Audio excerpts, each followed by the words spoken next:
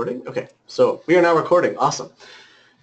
Thank you everyone for joining us today. I really appreciate you taking the time out and taking an hour or so of your time with us, with myself and Robyn Johnson, who I've invited onto the webinar with us today. So a lot of you were probably on a call with me about a month or two ago when I kind of went into detail about my business and what I do, which is strictly on the wholesale side in larger volumes. But as time went on, I realized through a lot of feedback from a lot of you guys that we have a lot of people who are still doing RA, OA, wanted to get into wholesale but not kind of at a huge level. So I thought Robyn would be an awesome person to bring on the podcast, webinar, whatever you want to call it, with us today, specifically because she has experience in those areas. Is a really good resource. I've met Robyn a handful of times. Actually, when's the first time I met you, Robyn? Maybe like less than a year ago? Yeah, because it wasn't, I think it was either Vegas, yeah, it was Vegas or Philly, I think. Okay, awesome. Yeah, so not extremely long, but Robyn and I have really hit it off really well. She's an awesome person to work with and definitely a phenomenal resource. So I believe you guys are all seeing the page on your monitor that has Robyn's information and my information as well. Somebody send me a quick question if you can see that. I just want to make sure that you can see that. Yes, no? Anybody? Yep. Yep, they can All see right, it. cool. Awesome. Thank you, guys. All right, cool. So without further ado, I'm just going to let Robyn kind of take control. I'd like, Robyn, if you don't mind, if you could give everybody here, all 84 of us so far, just kind of a rundown of, about you, where you started, what you're doing now, just kind of give them a high-level overview, and then I can start the Q&A session. We can go from there. Well, I'm pretty sure people are getting sick of hearing my story, but I started with $100. I used to work as a youth minister. I took $100 out of our emergency fund, started buying things on Craigslist, or buying things on garage sales, selling them on Craigslist. We then moved to eBay, Amazon. In just a few years, we built $1 million business. Now we have multiple streams of income. We do not only eBay and Amazon, but we also have the courses and the coaching as well. We've had our own website, all of those things. So we've been doing all of that. Now we've been helping other entrepreneurs do the same.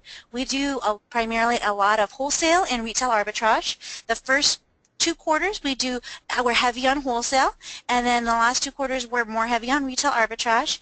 And on both of those, and we do OA in between. We have we have some small accounts that we do. It makes a smaller portion of our business, we are really the opposite of Eddie as far as our model. We focus on really high ROI, more long tail items, but we buy smaller quantities, and so it just did a different thing, and we both have he's got some awesome advantages. We have a warehouse. This is my office, we've got, so it's me and my husband. We both do this full time, and then we have Gabe and Rochelle, and we also have Vanessa, who does our customer service for us, and then we've got a bunch of contractors and things like that. So that's kind of my business in a nutshell. Awesome. Can you give us just a brief overview of the services you offer to anyone really, if they want help on your side, just what they should expect? Yeah. So like the main thing is, so we have the free podcast, and then we have our Unstoppable Amazon Academy, and in that we have like 10 or 15 courses. So we have everything from bundles, wholesale, how to scale retail arbitrage, so how we're able to go in and spend $50,000 in a day doing retail arbitrage, we're doing Amazon SEO, bringing new items to market, and we have new workshops that are coming all the time. The one that we're starting later this month is going to be Amazon reports. So using those to kind of create an audit for your business to see if you're doing well and kind of refine your things before Q4. The next level that we have is our Momentum program, which is our group coaching program, and that includes quarterly reimbursement service. We handle that for you, and then we also do. You have group coaching calls. There's 2 to 4 calls per month, and it's 15 minutes of content, and then the rest is just Q&A. But you actually get to ask your question. We actually unmute you, and we actually work with you on the phone. And then one-on-one mentoring is usually 2 to 4 calls per month, and then we also have action plans for that and Momentum. So those are the big, those are the 3 things that we really do. She doesn't do much at all, does she? No, I'm just kidding. No. So you guys all know, you guys obviously see it on your screen, but if you guys want to find out more information about Robyn's company and her offerings, join her group, my group, whatever you'd like to do, all that is displayed on your screen right there, so you can feel free to do that at your leisure. So I'm going to jump right into the Q&A, which is the main reason we set up this webinar. A couple things to note. Again, this is being recorded for everybody that can't join us or wants to rewatch it later. That's fine. I'm going to take questions in order that they were received. This system allows me to do that to see when they were timestamped, so that's really helpful. I just have a request for everybody. If you can refrain from putting questions in there that don't pertain to this particular webinar, like no comments, no questions for me specifically, since this is specifically with Robyn. Just it would help with the clutter that's going to build up in the question box. So just specific questions for Robyn, please. That would be awesome. And then if we get repetitive questions that come up that have been answered, I'll just go ahead and skip over that in case we've already covered it. As I get to you, I'll call out your name, and then I will unmute your line so you can ask Robyn the question yourself. If you don't want to do that, or you don't have a microphone, don't have a way to ask that, just put in your question that you want me to read it out loud, or you don't have a mic or something, and then I'll read it to Robyn for you so we don't miss you. But if I can't get a hold of you, I've got to skip you, so that's not good. Anyway, that's enough for the rules, I guess. First question is from MG. I don't know what this stands for. MG. Any guesses? MG. Anyway, so MG, your line is, do you want to ask that question? No? Okay. So the question from MG was, what's a good timeline or goal for RA and OA and then transitioning to wholesale? So if you're already doing online arbitrage or retail arbitrage, moving into wholesale, you want to make sure you taper it. You don't want to go straight, be like, I quit RA and I'm going to go straight to wholesale tomorrow. The reason for that is that it's going to take you time to find good wholesale sources.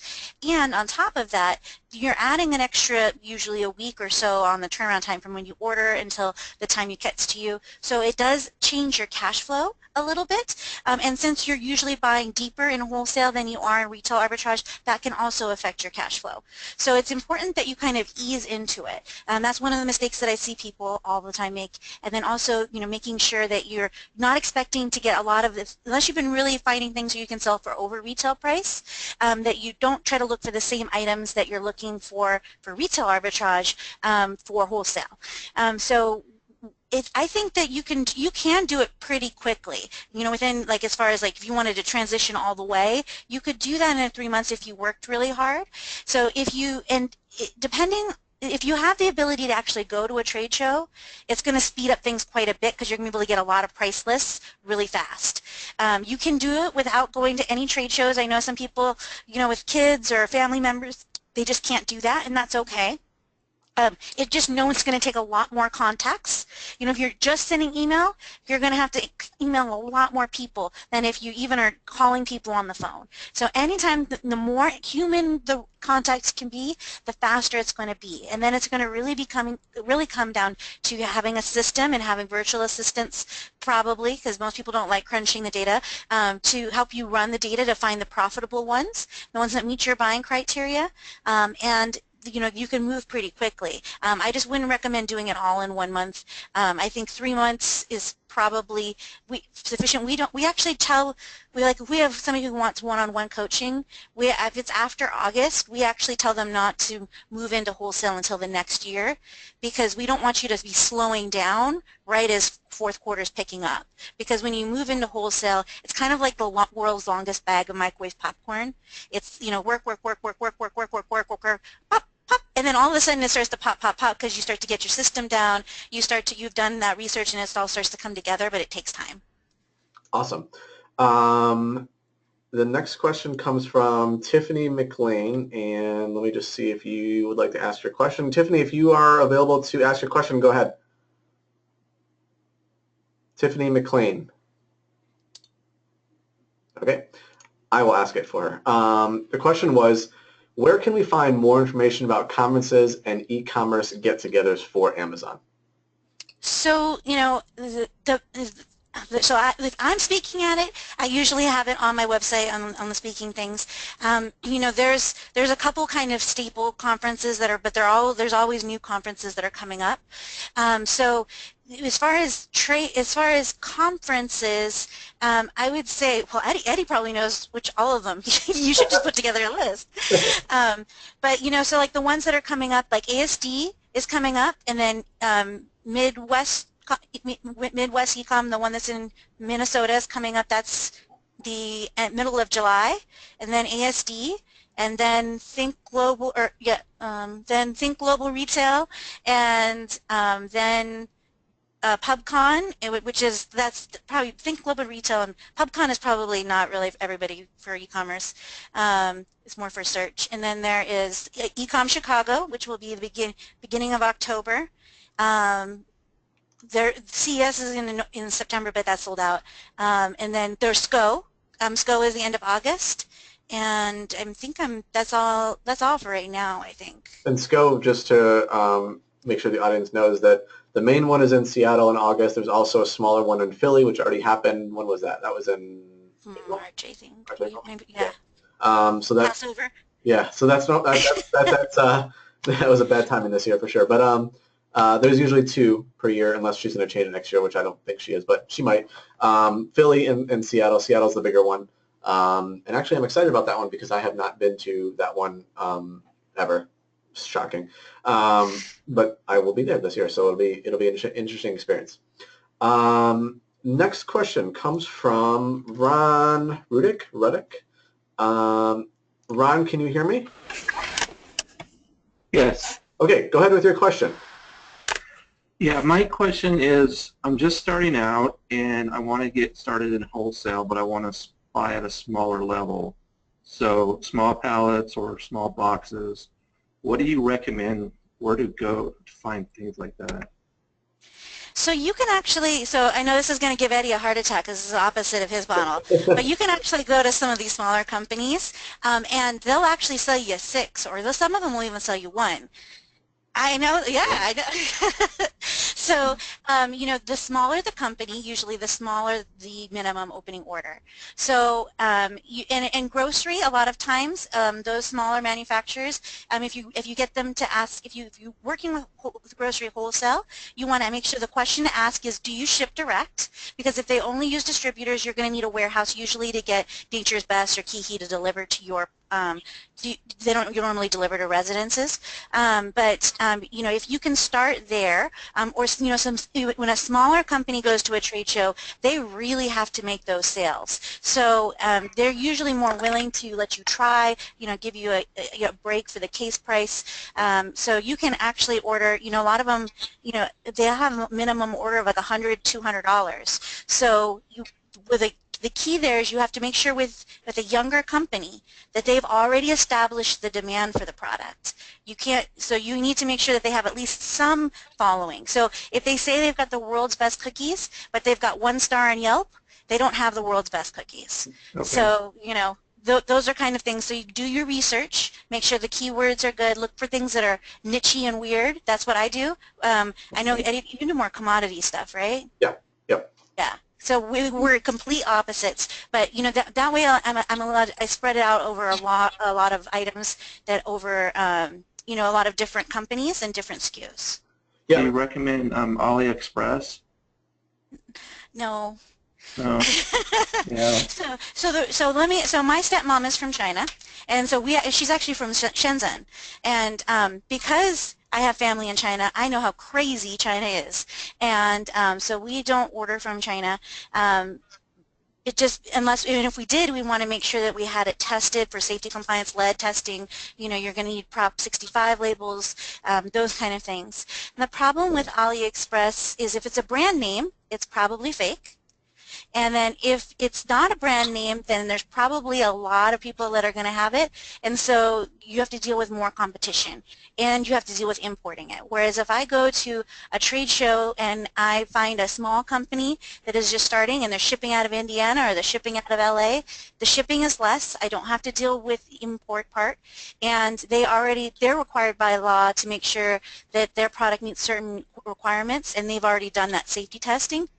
and we know that they're going to be people are going to actually be able to legally get that brand if there's a mistake. Where unless if it was just in China, it might the liability.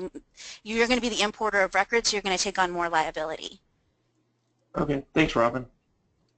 Awesome. I just want to reiterate that like Robyn mentioned, Robyn and I's model could not be more opposite if you tried. We are completely opposite end of the spectrum, but that just goes to show you that when this business, no matter what you're doing, there are so many ways to accomplish what you're trying to do and be successful in this business. You can do things so many different ways. Robyn and I just clicked really well because I guess in a sense, I mean, we kind of fill each other's voids, I would say. Yeah. But it just goes to show you. I mean, you're hearing a lot of ideas here. You're going to hear a lot of things thrown at you. It doesn't mean that's what you have to do. You can always change it up, customize it, whatever you want. It's up to you. So I just want to make sure that's reiterated. It's an important point. Next question is from Tom DG. Tom DG. So Tom, if you can hear me, go ahead and ask your question. Nope. Okay. So Tom's question was, how do you make sure that you don't owe Amazon money when you sell an item that is, how do you make sure you don't owe Amazon money when you sell an item? That's what he's worried about. So it's really, really important that you make sure that you're actually running calculations. People will talk about the 3 times rule, and that rule is a good rule of thumb, but it doesn't always hold up. If the item is very inexpensive or very expensive, very large and heavy, or very small and light, sometimes that 3 times rule doesn't really work. So you want to make sure you're running it through the FBA. There's an FBA revenue calculator. You just type in Google FBA revenue calculator. It will tell you how much Amazon fees are going to be. If you're using the Amazon Seller app, it does the same thing. That's free. So does Profit Bandit and Scoutify. And then you're going to want to make sure you're thinking about storage fees. So right now, the storage fees right now aren't that bad, but for November and December, it's going to be $2.25 per cubic foot for those 2 months of storage, and then we still have the long-term storage that's in February. So we want to try to make sure that we only have maybe 4 to 6 weeks in stock at a time at Amazon, because we don't want to have multiple months of that storage fee, especially if you run a low margin business where you're looking at a lower ROI. You have to be a little bit more careful about your expenses because you have less room to play with. So it's important to make sure you look at things like labor, the cost of the poly bags, those kind of things to make sure that you actually are being profitable. So you should know your numbers, and that's one of the reasons why I like Inventory Lab so much, is because it does do a lot of that for you. You can kind of put all of that stuff in there, and it does help you kind of keep track of everything. Awesome. And then just a side note question to that popped up from Tom as well. Do you recommend FBA or merchant fulfilled? Always FBA, unless it's hazmat, obviously. Sometimes if it's small and light, but you see such a big sales bump when it's FBA, and you also get a huge increase in your likelihood to get the buy box. So it's going to help with your sell-through rate quite a bit to have it with FBA. I know that shipping to the warehouses can be a hassle, but I think it's definitely something that is worth the hassle, and it does allow you to scale a lot quicker because you don't have to have all that storage at your home if you're starting out at your home. Awesome. Next question, I'm going to go over to Lynn Burkhan. Lynn, are you able to speak? No. Okay, so Lynn's question is, what is the best software to use to find a good product that is profitable? So when I started out, I think I've used all of them because I started out with ScanPower, and then I've used and then I was using Profit Bandit. There was a while there where ScanPower was having some problems, and I just couldn't get it to work anymore. But then I've used Scoutify, and I've used the Amazon Seller app. The Amazon Seller app is great as long as you're not trying to do used books. If you're trying to do used books, you really need to pay at least the $10 to get a month to get Profit Bandit. I like Scoutify because it includes we've actually pared down. We used to keep 2 sourcing out apps on all the phones just in case one of them bugged out. But now since we have the Amazon Seller app, we'd only need one. So we have Scoutify because it goes with Inventory Lab. So that's what we use right now, but they're all good. You just want to remember that the data is going to look a little different because the Amazon Seller app gets information straight from Amazon, where all of the other programs, they pull in like these, they call them buckets, and so if you'll see like 3 prices, but it could be 22 sellers. So you want to make sure you're looking at the number of offers, not just the number of prices that are in there. Awesome, thank you. Next question from Stephen G. Stephen, are you able to ask your question, or do you want me to do it? Stephen? He's parasailing. Yeah, seriously. That's fun, I think. Okay, I'll ask it for him because we're hearing the waves. The question is, what do you think of 888 lots and sites like that and bulk? So you have to think that somebody abandoned that inventory. So how there could be really great lots there. I ran some numbers on those lots. I didn't see anything. I didn't see anything that came close to what I could get sourcing myself. The problem with 888 lots and bulk is that it's very gray market. So if there's an inauthenticity claim, it's going to be very difficult for you to prove that that item is authentic because there is no chain of custody. And that I'm very low risk, so that bothers me. I think that things like things that help you find inventory, you have to remember that's the hardest part. Finding inventory is what makes what makes it a challenge. Being able to do the numbers, to get anybody can pack a box. So anytime you try to take a shortcut on that hardest part, all magic comes with a price. So there's going to be a cost to taking that kind of shortcut of using something that maybe is kind of where they kind of do it for you.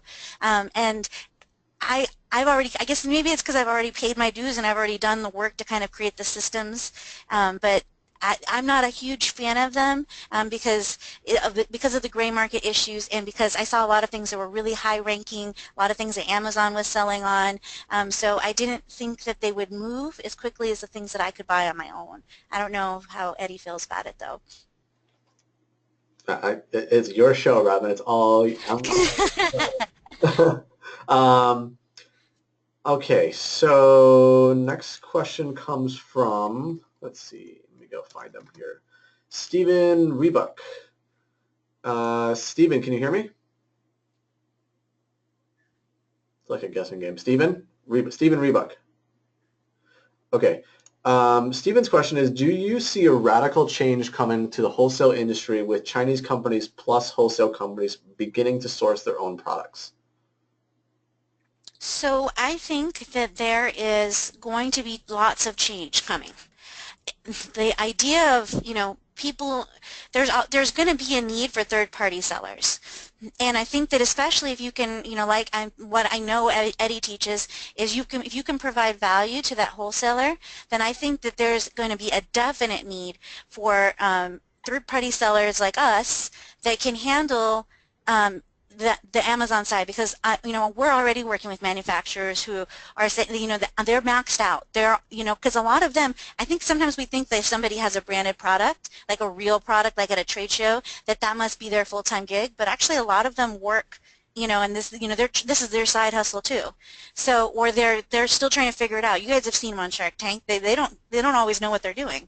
So they do need us. They don't have time to learn and to read the Amazon terms of service and to try to figure out how to do box level content, and should they send it in as a case or should they send it in 17 in and have it go to this warehouse instead. They don't have time to learn all of that. So I think that if you can create yourself as a seller that brings value to a wholesaler, then I think that you could really position yourself really, really well and have an abundance of inventory.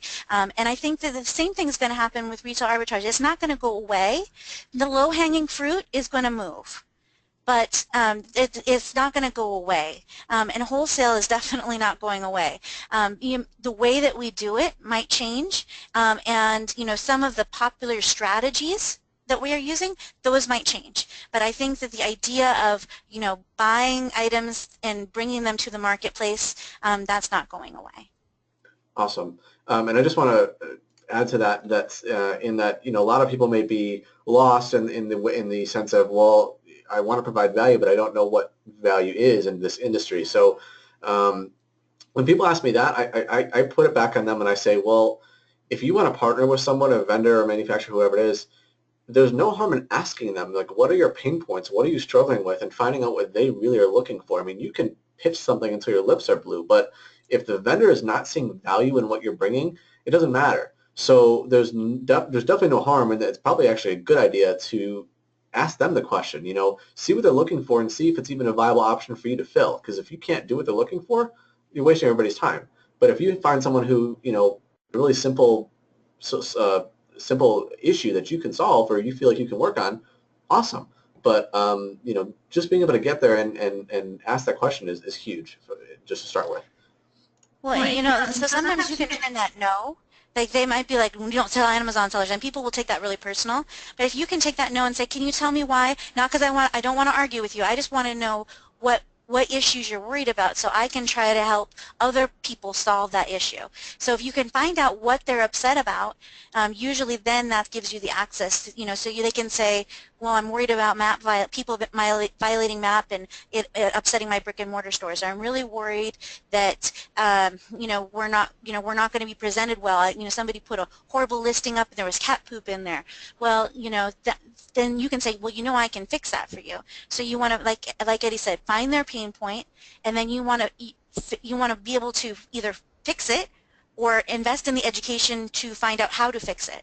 So you can even say, so if you tell me what your pain points are, I can let you, so if they need help getting unauthorized sellers out, you might not know how to do that, but you could say, let me do some research and can I call you a week after the show? And then that gives you a couple days to, message Eddie or, do whatever. Yeah, message and call him. Let me give you his personal cell phone number. To find out how you handle that. So you're part of a community that is a very generous community. So you should utilize that and you can say, I'm part of a network of sellers, and we really do help each other. I'm sure there's somebody in my network who can, if it's possible, I can find out how. Awesome. Just a quick side note for everybody who is asking questions. A lot of you are asking multiple questions, so just to be fair to everybody, if you've asked a question once, I'm keeping your question, but I'm skipping over it until we get to everybody who hasn't asked once at least, so we get to everybody. And if there's time at the end, I will go back to you, so hang tight. Next question, I've been requested to read it to you, Robyn. So the question is, I buy wholesale but can't change my vendor tag to my company. I allow it my store, but I want to spend my store name. Gilis, I'm sorry, I don't know how to pronounce your name, but if you could PM me with that question. I don't really understand the question specifically. I can forward it on to Robyn, and we can kind of work through that one. It's kind of hard for me to gather on here. I think she could be meaning that, when she's selling, she's buying wholesale, but when she lists it on there, it still says shipped and sold from Gail's Superstore or Gail's Superstore, and she wants it to show the brand name. So it's not going to show the brand name there. It would always be your store name, because otherwise it would be different for every product. If that's what you're asking, then it's okay that it's different. It doesn't need to match. If it's for the brand name that's up at the top, then that would just be, if you're trying to, you don't want to change that to your name, obviously, but if you're trying to change, if you accidentally put your name and you're trying to get it to be the brand, then that would be usually a ticket to seller support. So maybe if hopefully one of those two was the answer. If not, PM Eddie. Sorry. If not, private message me and we'll see what we can work out on that. Next question. Let's see if you're around. Tiffany McLean? Nope. Okay. So the question is, can you tell us more about what you look for when you go to a trade show, and if you're looking for product, an example of the keywords, how to tell if a product will be successful, etc.? Okay, so that's a really good question. So when I'm looking, so I do the opposite because I'm looking for high margin, niche-y. I look for weird the better. So I say embrace your inner weird. Now you're going to need to look at your risk tolerance and how fast you like things to move, and you might be in between us too. You might say you kind of go in between. Now what I do is I look for the weird. I look for, if I wanted to get this, would I know that there's a store, that I can get this? So if I want a spatula, I'm just going to Target or to the grocery store. I'm not going to go online usually to get a spatula. But if I want, a electric pressure cooker with the steel basin instead of the Teflon basin, even in a big city like Phoenix, I don't know any stores that would carry that and just have that in stock. So that's when I go to the internet. Like if I want to get a Harry Potter shot glass for Rochelle because it's her birthday, I know that I probably can't find that at the local drugstore, and I'm okay with paying more for it because I'm not really buying a shot glass. I'm buying happiness. I'm buying showing gratefulness to somebody else. So anytime you can find a product where you're buying some sort of emotion. So maybe a grocery food that's a comfort food, maybe something that they can't get where they are now. If you move from so you move from San Diego to North Dakota, finding the things to make tamales is probably not going to be in every grocery store. So finding those different things, right?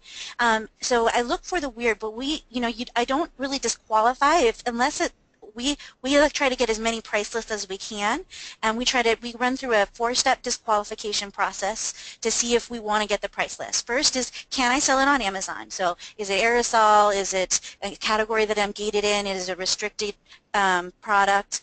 If it meets that qualification, then I look for is it selling for at least the same price or higher on their website than it is on Amazon? And this would be before the show. I would kind of vet them. Is it selling in my rank of windows? So I actually like I just said, we're complete opposites. So I look for more like 5 to 10% in a category. So we take we've bought groceries that have been in the 600,000 rank, and they did sell through, and they did sell through within a month. And then the next thing we look at is there any kind of dimensional weight, and what is the sales rank and the number of sellers that are on there. So those are what we look at. If there's no brand, and then we run the numbers, everything is very, very analytical for us. It doesn't matter whether you like the product, it matters whether it will sell, and it matters whether you can make a profit on it. So we run all of the numbers, we rerun the numbers before we reorder every time. And so if there is no listing, then what we do is we look on Merchant Words and we look for the brand, and we like to see at least 20,000 monthly searches for the brand name, or the name of the product, or the main keywords. And then the other thing is, if we can't quite get enough data, it's right on the edge, then we usually will look at Google or a keyword planner, Google Keyword Planner, to see if there's any search volume there, or see if there is a Yelp thing that has 700 reviews and they do say it's the best cookies ever. So those are kind of the things that we look for.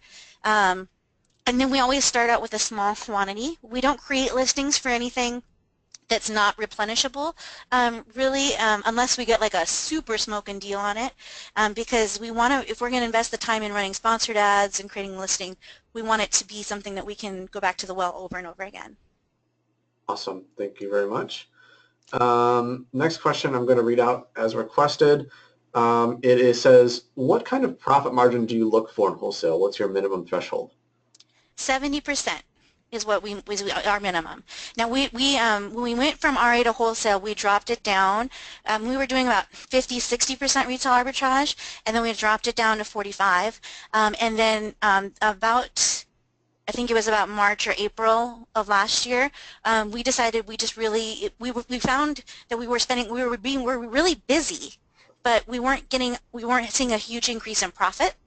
So we started, and we noticed that we always run out of capital before we run out of inventory to buy. So we just really kind of moved the bar up, and so now we don't take anything really unless it's 70%. We've got like 4 or 5 SKUs that are out of like 1,000 or 2,000 SKUs that are below that, but most of them are 70% or above, and most of them are from smaller companies, or there's something weird or unique about them. And that just goes to show you, I mean, Robyn, in your business, since you're buying smaller quantities and you're buying things with higher rankings that don't sell as quickly, you need a little bit more skin in the game to make that worth your time. Whereas someone Mm-hmm. like me, who I'm focusing on much higher volumes, I can go lower than that because my items are flying through the shelves a lot faster. So for me, my minimum threshold is 30. Just make a point. But it really depends on the model. It really depends on the product. Depends on your risk tolerance, your cash flow. There's a lot of what ifs. So it's going to be different for everybody. Just to put that out there. Well, and my stepmom so my stepmom does this too, and English was her second language. So she didn't know what the good brands were, the bad brands. She really had to scan everything when she does a lot of retail arbitrage. But when we go to wholesale trade shows together, we actually take our trash and we swap it because our business models are so opposite. Anything that I wouldn't want is the things that she would want, and the things the trash that she gives me, we usually always place 1 or 2 orders off of. So, and we're both profitable. We're doing that at ASD with you and I. We should totally do that at ASD because I mean we could walk half the floor. Seriously? We don't have to walk 10 miles. I could probably use a 10-mile walk, but yeah. I mean, for those of you who haven't been to ASD, that show is huge. I mean, you could spend literally the whole week in one hall, so it's big. Next question comes from Jason Ramalho. Jason, are you able to ask your question? Jason? Okay, I'll ask it. Just starting out. I really wish that somebody had said and named themselves Bueller, so you could be like Bueller. Oh, Bueller. my first comments, I had some interesting nicknames that I was like, that's not your name, but okay. Or maybe it was, but they're just really famous, but that's interesting. Anyway, Jason's question is, he's just starting out. It's his 3rd month. Sales tax. It was a sales tax question. Should you use something like TaxJar? When and how do you apply to start collecting? He lives in Canada, but what's your general recommendation for sales tax? So I don't know 2 maple leaves about Canada, but so I would check there. In the United States, for sure, without question, you need to register for your city and your state. That is like non-negotiable. You are going to need that. If you haven't done it already, like they usually take some, but once you register for one, it usually flags you for the other. So you want to do that right away because otherwise the fines for not filing are bigger than the fines for not paying, and it's going to be a very small percentage unless you live in like California, New York, or maybe Texas. Really big states with a lot of people. But like, my state, even with like at our biggest volumes, like our Arizona remittance with like, maybe $80, $100 a month. So it's not very much at all. And then you don't need to really, so then I think that I did it myself for a long time because I wanted to save the money. It's going to depend on how long it takes you to do it. And so if you have time and no money, then you should do it yourself. And if you have money but no time, you should probably have TaxJar do it so that you can kind of use that time to try to find inventory. So it's going to depend on your situation. And then I don't, you're gonna need to figure out. I would recommend finding some other Canadians to ask about, how that works. If as far as I don't know if you're selling in the U.S. or just in Canada, but I'm sure that the government will make sure that they get their slice. So you just have to figure out how they want to be paid. Awesome. And then just to add to that, for sales tax, for those of you doing RA and OA, for sure you want to register in your state to get a resale exemption number because a lot of the stores then you can get tax exempt for your purchases, and that's huge because you could be saving anywhere from 6 to 12% depending on where you live, and that's a big chunk of savings on your purchase cost. And then a lot of your wholesale guys, they look for your tax certificate as just a credential to even set up an account. So that's or even get into the trade show. Yeah, to even get in a trade show, exactly. So that's something you definitely want to have. And then there's perks to doing this too. Sometimes for example, like the state of Florida. If anyone's a Florida resident or collects in Florida, I'm in Chicago, but I collect for the state of Florida. Among others, and Florida, for example, gives a kickback, a rebate for filing on time. So I actually make money on that, which is nice. But just there's advantages for every state. I mean, I know it's a pain. I know it's a stressful topic, but it's not one to take lightly for sure. And you need to do your own due diligence. Don't take anybody's Facebook I don't care who they are, like, not even Eddie and me, like, you need anything legal, you should actually do your own research. Like, use us as a starting point, but, you know, it's well-meaning people give bad advice all the time, and I'm wrong a lot. You can ask my husband. So, but you know, by asking a lot of people in the community, you can usually find the resources or find why people have made certain decisions about taxes. But anything legal, you don't want to be ignorant on. You want to make sure that you try to learn something about it. Yeah, for sure. Talk to a CPA, talk to an attorney. Those two people. If you're growing your business and looking to get this done full time, those are going to be two people that you want in your business to help you. For solid advice, for sure. Okay, next question. Oh, I'm being asked to read it again. Nobody wants to state their question out today. It's okay. From Julie Jordan, would like to know, what ROI do you look for when doing RA? So we look for 70% there too. And so what whether it's RA, OA, wholesale, we all look at them all the same. So we kind of look at it like, even if we had private label, that there's a supplier and we're going to get it from the supplier. Now some suppliers are really nice and they make a list for us and they give it to us, and that's the wholesalers, right?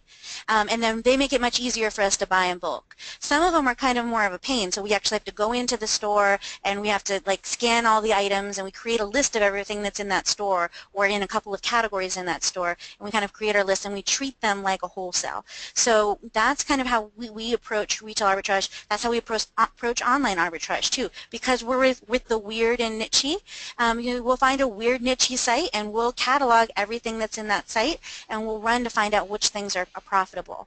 And it doesn't have to be like Joe's barbecue shack website. It can be, you know, a bigger site. So this is an over saturated example, but like it can be a store like IKEA that's very big but has a cult following and is only in certain areas. So IKEA is a little oversaturated, so don't everybody run out to IKEA because that's a little crazy. Just kind of that kind of like IKEA, Trader Joe's kind of store. Got it. I just want to revert back to the sales tax thing real quick. I'm just getting a couple of questions on that. I just want to tackle them all at once. First question is, just to confirm, when selling it on Amazon, we only have to file tax for those sales in my own state? Question. I'm going to answer that one with, different people will tell you different things. They'll say yes and no. I'm going to tell you, talk to a CPA. End of story. Because we're not, neither Robyn and I are certified accountants or attorneys, and we don't want to give you the wrong information. So talk to an attorney, talk to a CPA, explain the situation, and get the correct advice on that. Now, Mark from Taxjar was on the podcast several months ago. So if you go back to on the Unstoppable, if you go to bestfromthenest.com/show, and you go back to Mark, it's like Fagiano from Taxjar, and he does talk a little bit about Nexus. And if you don't know what the word Nexus is, and you're passing that $250,000 mark at least, you should really be thinking about it. But even you want to talk to a CPA even before that. You might even want to talk to one or two, and you need to make sure that they have some experience with e-commerce, because non-e-commerce CPAs are not going to have a clue what Nexus is. Well, they will know what Nexus is, but they're not going to. They're not going to have the same knowledge and of like the cases that are coming out and like the letter that came out from Virginia, all of those things. Yeah, and also there's a Facebook group, Accounting We Will Go. Robyn, do you know that one? Mm-hmm. Yeah. So yeah, Accounting We Will Go. Anna Hill, great group. Yeah, so you can feel free to join that group. That group is awesome. Anna Hill runs that. I believe she's a CPA, correct? She is a CPA, so you can ask questions for that. And she's actually she's running a boot camp, I think. Yeah.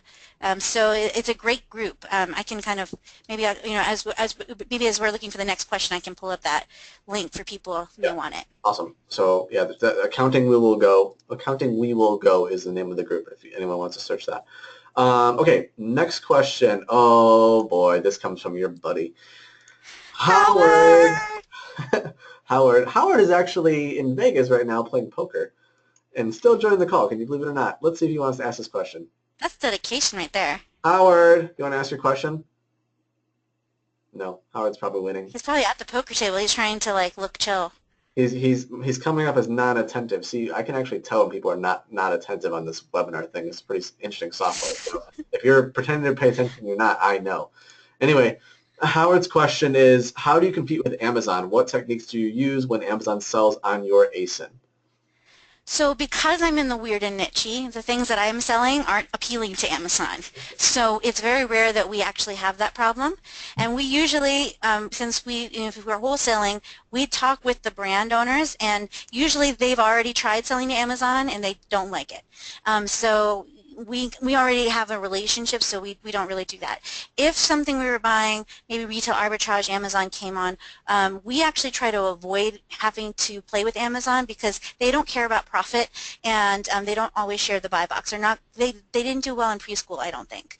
And so we kind of avoid items that have Amazon selling on them because there's so many other items that are available. So if you think about it, we're not allowed to talk to or call or email, send a solicitation to any of the people who buy from us on Amazon. So they're not our customer. So if they're not our customer, who is our customer? And I think that our customer is Amazon. So we have one very fickle, high demand, like pain in the rear, but really well-paying customer. And if that customer has already got those spatulas covered, they don't need me. They have Spalding basketballs and Legos. They got that covered. They need me for like the guys that dress up as Elsa and Anna and Belle at D23, because if you want to see some drag princesses, D23 is the place to go. So we try to focus in on some of the weirder things, and because it doesn't meet their benchmarks usually for velocity, they don't usually sell on those items. Awesome. Next question comes from James Russell. James, are you able to ask your question? Striking out today. James's question says, why the difference with used books in respect to Scoutify or Profit Bandit? Why is it needed, especially with used books? Well, and it could be that they've updated a lot. When last time that I really used the Amazon seller app, because I really love Scoutify, it didn't reprice for the used books the right way. That might have changed. So it just didn't seem, it wasn't giving people the data that they needed. It was making it like it was multiple clicks to get to. It just didn't seem to work as well with some of the used items. So it wasn't working as well for that. If they fixed that, then I would say that there's no reason why you would need just a scanning app. I don't know. I know Eddie doesn't do any books, so I don't think he would know. No clue. I haven't sold a book in my life. Well, on Amazon at least. I could try, but then that would be rude because then I'd be on my phone on the thing. So. Okay, next question comes from, Selena Campbell's on this call. Okay, Selena Campbell, if you can ask your question, go for it. I'm going to ask it for you. Yeah, can you hear me, guys? Yeah, we can hear you. I can. How are you? Wonderful, wonderful. So I wanted to know, what criteria do you use when you're selecting a wholesaler to work with, and how do you approach them? That's the struggle that I've had when I'm at a trade show, just approaching them in general to begin that relationship. So when and it comes to so I guess the criteria first. The thing with I look for in the criteria is that it needs to meet my profit criteria. They need to be willing to sell to me, and we want it to be in our rank window so that they've already created the demand, and we can see that demand by the sales rank. When we approach a company, I have a video, I'll post it in Eddie's group. It's me and Rochelle we actually did like a mock-up of like different ways to approach a company. So we never scan in booths. We walk up, we compliment the product, we say this is a great idea, or how did you get this idea, how long have you been selling it, you find out, you start to talk to them, and then I like to try to gather price lists the first couple days, so I try to find out a couple of their pain points if possible, and I write all of that down. So we actually keep notes. We bring a Sharpie pen or Sharpie marker, and we write down notes of what the booth number was, and we talk to Tom, and he's got 3 cats, and minimum opening order is 250, reopens 1,000, whatever it is, right?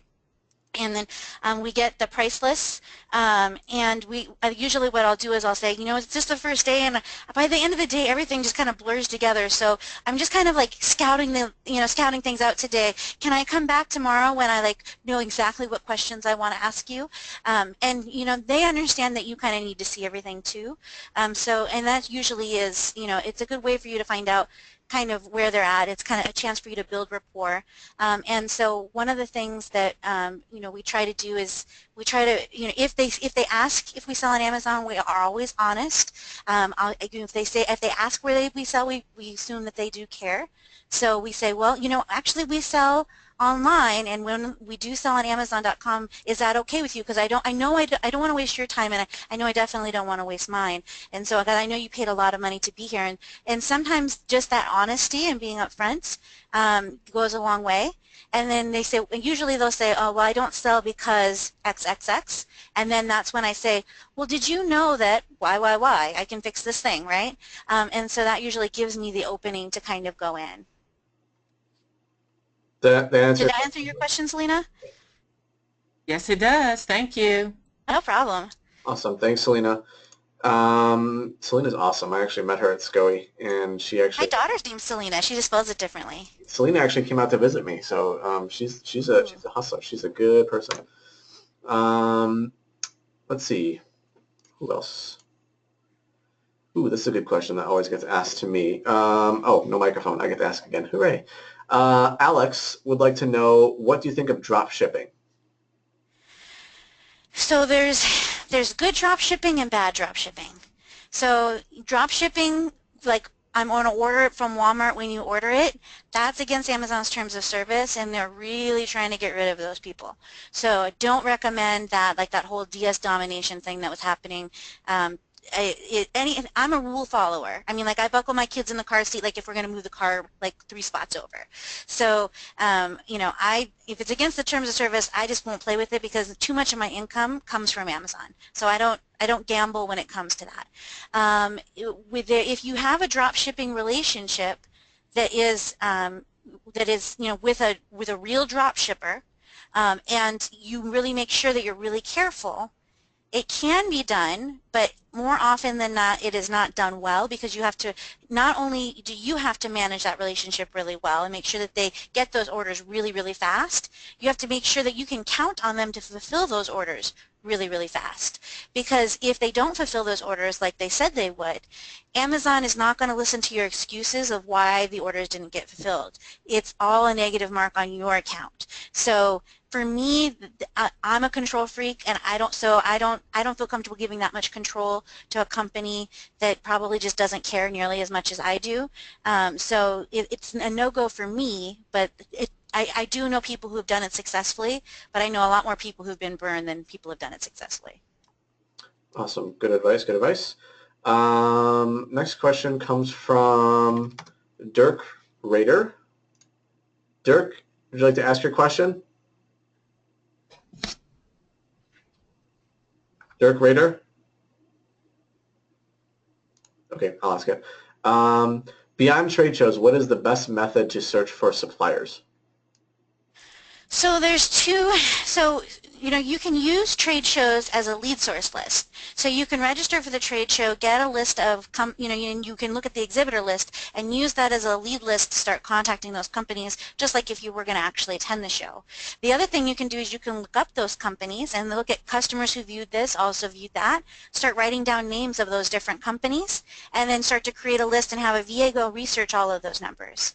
So you can do it that way. You can also search by niche. So let's say that I am an avid left-handed lacrosse player, and I know that there's a huge need for left-handed pink lacrosse gloves. So, you know, so what we do is in the academy we have a niche brainstorming worksheet. So you think of all the weird things you do, and all the weird things your friends do, and all the weird things that you've heard of.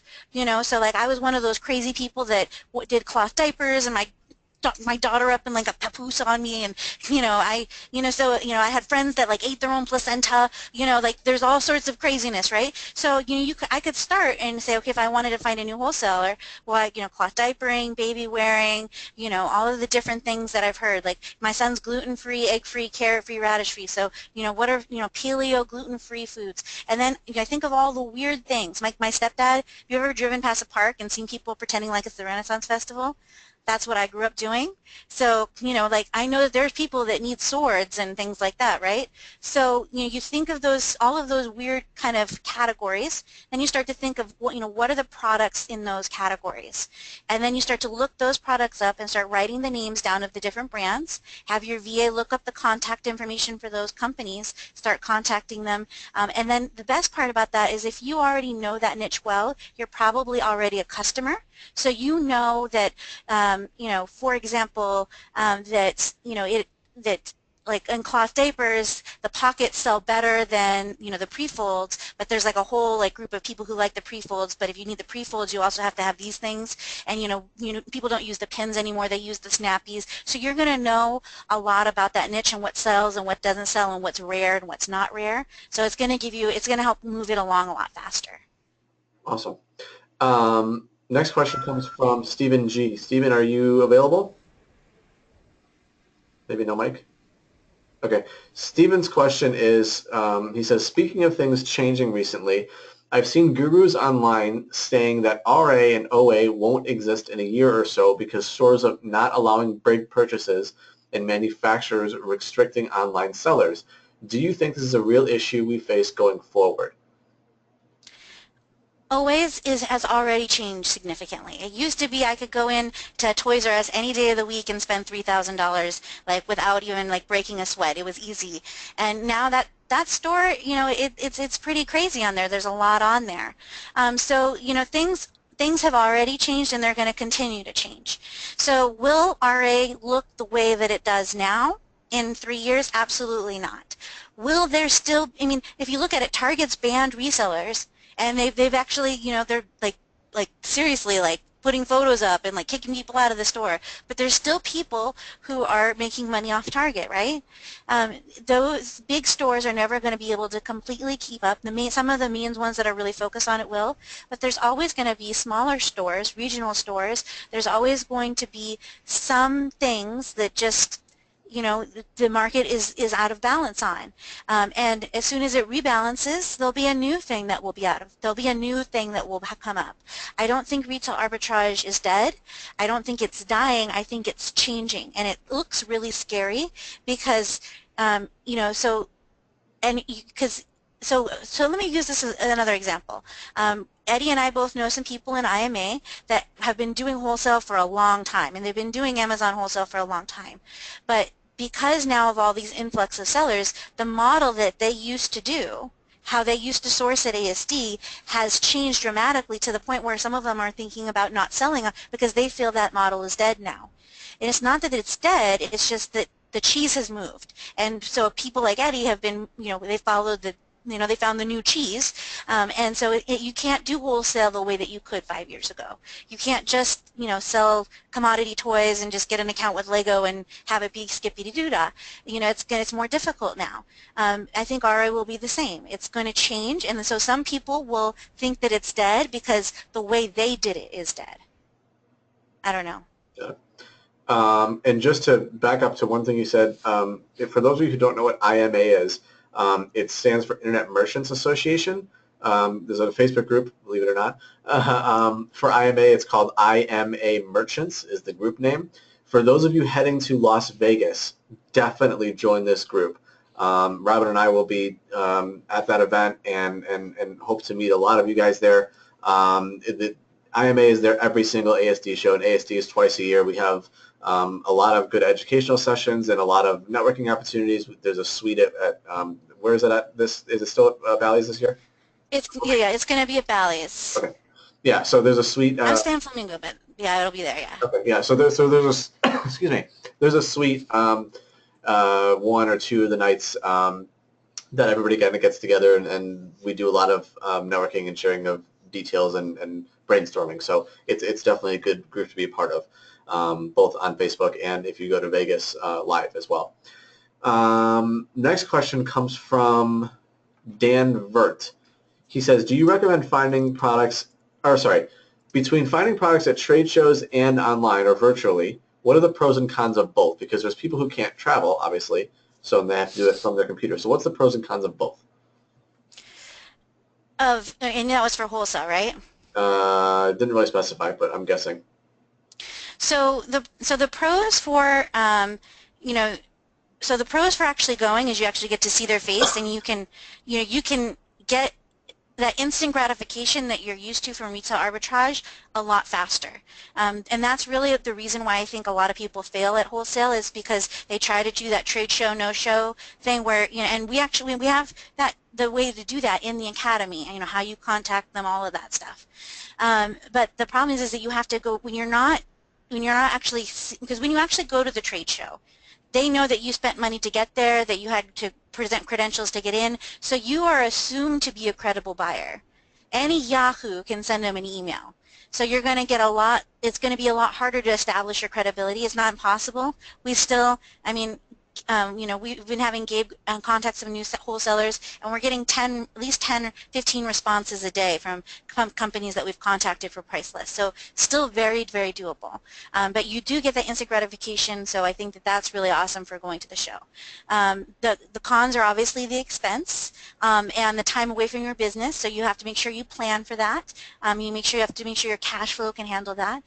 The advantages to doing it at home are obviously you don't have those expenses and the travel, but I think it does take more time for you to, because there's a lot more waiting game, because instead of, hi, my name is Eddie, blah, blah, blah, and then getting a price list, it's, sending an email, waiting 2 days, and then sending another email, and then, so there's a lot, it drags out the process quite a bit, and most people just don't have the stamina for that. Very good. M. Salmon, are you available to ask your question? M. Salmon. No. The question was, can you create multiple brands under one account?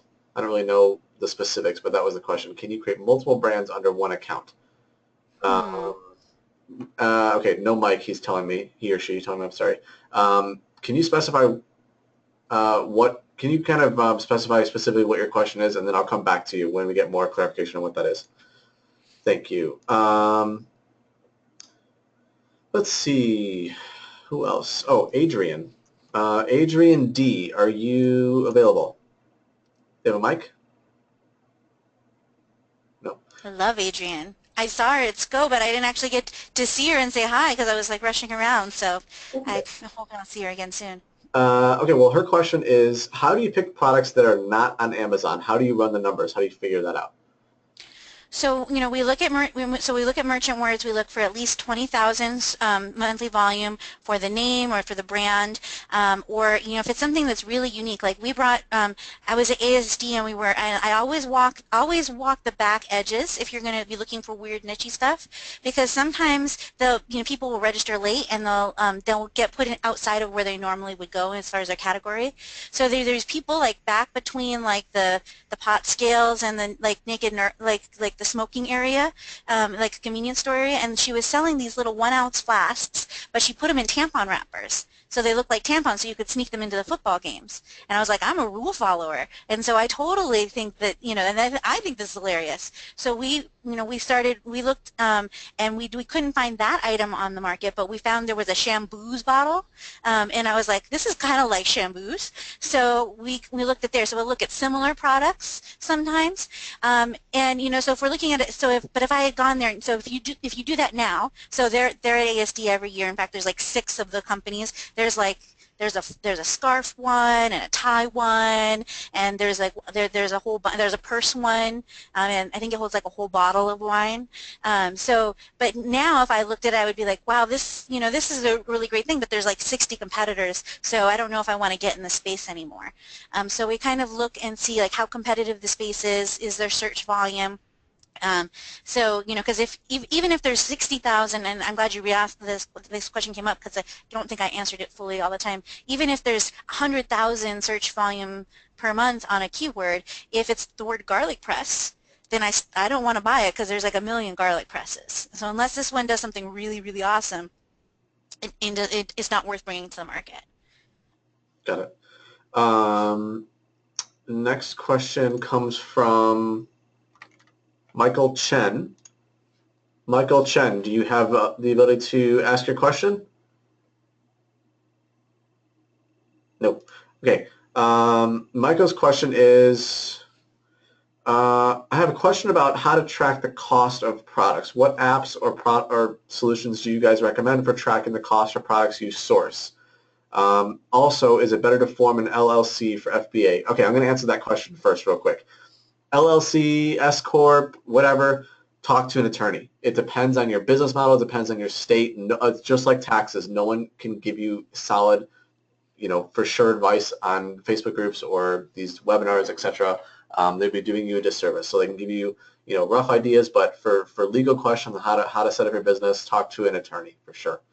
If you're looking to make a long-term business decision, though, moving out of a sole proprietor usually is a good thing to investigate. Yeah. And definitely, for liability reasons, even just by itself. Yeah, sole proprietor, you're using your social security number, so as opposed to when you form a corporation, you have an EIN number and you have a lot more control liability-wise with that. So, but for specifics on how to establish your business, talk to an attorney for sure. That's going to be your best bet. But going back to his first question about tracking costs for the products that you source, what was your advice on that?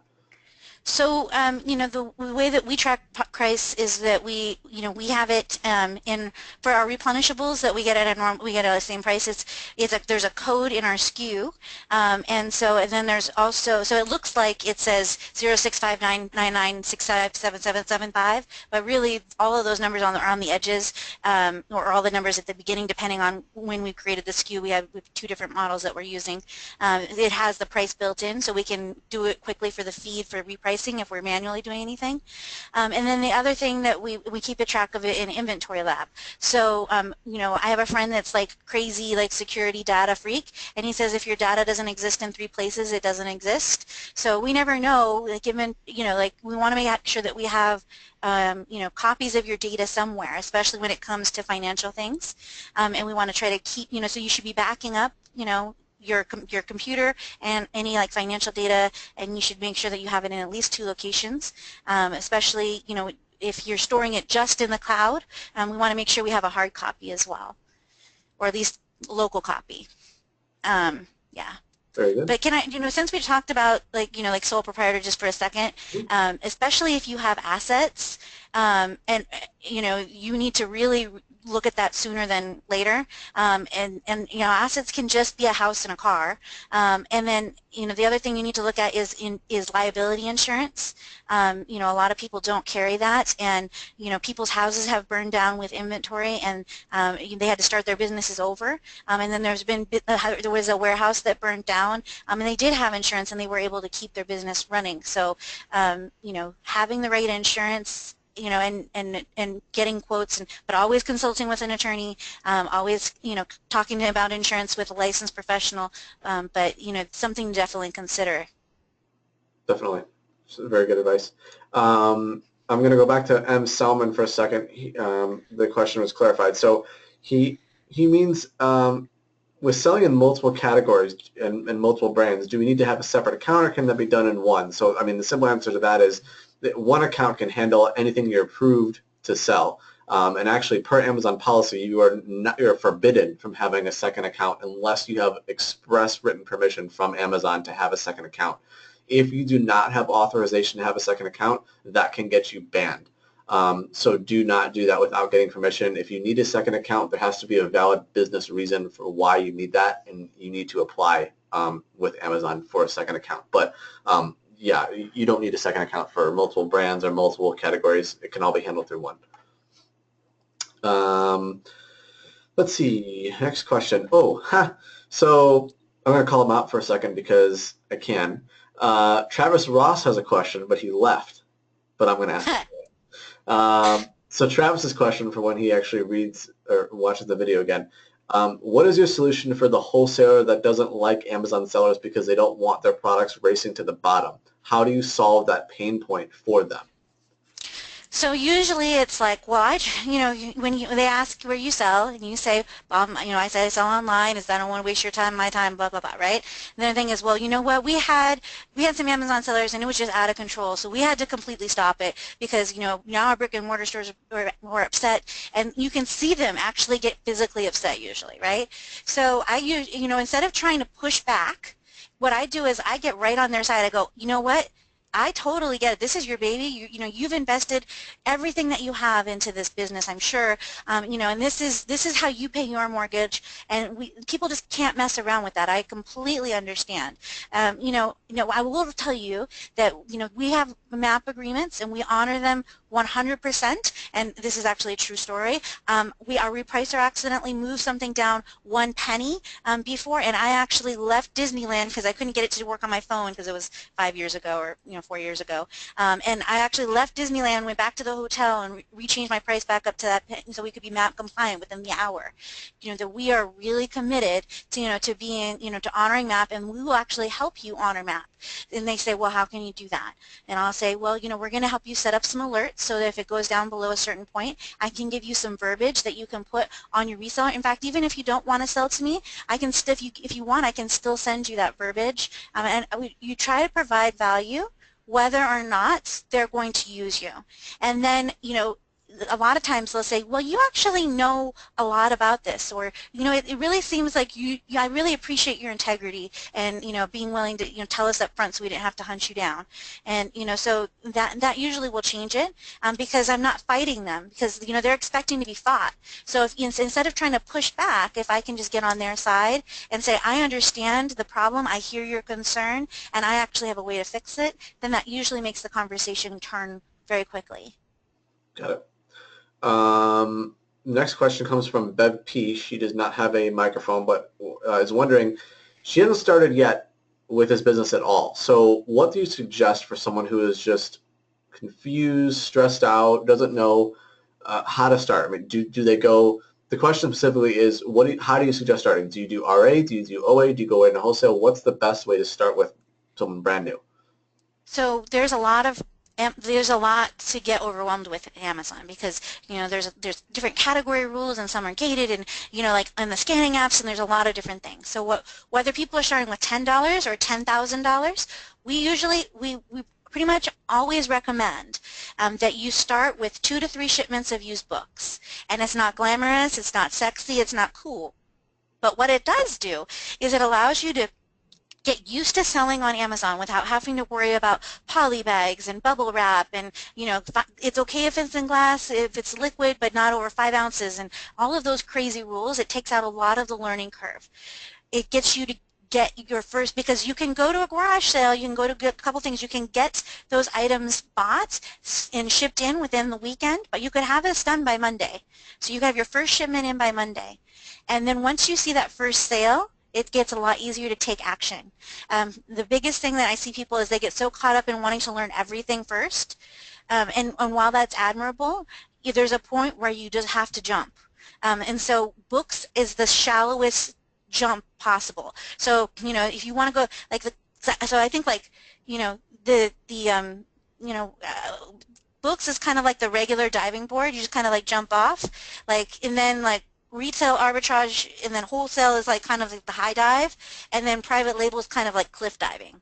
And some people want to go straight for the cliff dive, and God bless them, that's awesome. And, I've done a little bit of it. I used to live on a river, but not much. I made the guy that was taller than me go first because I figured if he made it, then I would make it too. So yeah, so I would recommend starting with books. We actually have a completely free getting started guide, walks you through all of the steps, and it really is free. It's not like we get to the last step and then we're like, haha. So if you just go to Best from the Nest, there's a get started free here. Just register for that and go through the steps. And we also have a course in there on getting started on Craigslist. So if you have already done those books and now you need the cash to start buying some things retail arbitrage, you could use that buying things on garage sales and reselling them on Craigslist to generate the first $1,000, $2,000 you need to start buying enough retail arbitrage to see some movement in your business. Awesome. So I'm going to just quickly hammer out a few questions here that are a little bit redundant and that I think are best answered by a different party, just so we can be clear. like things like at what point do you think it's a good idea to look into an LLC, liability insurance? Where do I find the right type of attorney? I mean, type of attorney, it's a business attorney. I mean, anyone who can studies business law can help you with this. But specifics regarding legal, taxes issues, attorneys, CPAs are your best bet for this. You know, I mean, obviously. I had an insurance agent that came on the show too that talked about business liability insurance. So that was Paul Gerbhardt. So on that page that I put, the Eddie page, I will put. When I'm done, I'll put a link to that that one, and then yeah, I don't think I have anything on LLC though, because that's something you really have to do, and I'll put a link for Mark for TaxJar, so you can listen to the experts on those areas. Perfect. And there's also another question that was posed specifically regarding policies around reviews and what Amazon procedures are around that. I don't want to go too far into that on this call because that's a really great area right now. In the next week or two, I'm going to have another guest on the show, even though we love you, Robyn. I'm going to have another guest on the show. Her name is Cynthia Stein, and she's an expert in terms of Amazon suspension prevention, policy questions. That's all she does all day, every day. So she's going to be on the show. She's going to be an awesome awesome resource for you guys to ask those kinds of policy questions, how-tos, how do I make sure I don't fall into a trap or lose my account or get in trouble with Amazon. That's your expert for that. So I'm going to kind of skip over that question for now and be sure to I can be sure say to what we do try to get reviews. Yeah. By all means, where do you go for it? So we do it the all natural way. So we don't do Snapshot. I love Snapshot. If you're going to do it, use Snapshot. I love Seller Labs. They're awesome. Feedback Genius is great. But if we're bringing an item to market that doesn't have MAP pricing, then we will actually bring it with the manufacturer's approval in at a lower price, so it sells more.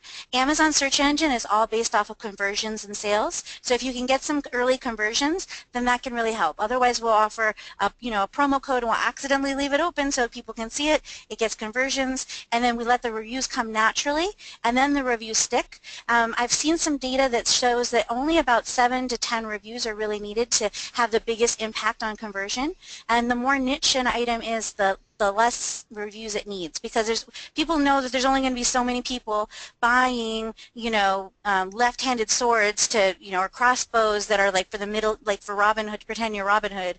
So they know that there's not going to be a lot of reviews on that, and they probably already know specifically that brand. They probably sought that out. So you need less, you need less reviews on something that already has a demand, and that's one of the reasons why we look for products that have already created the demand.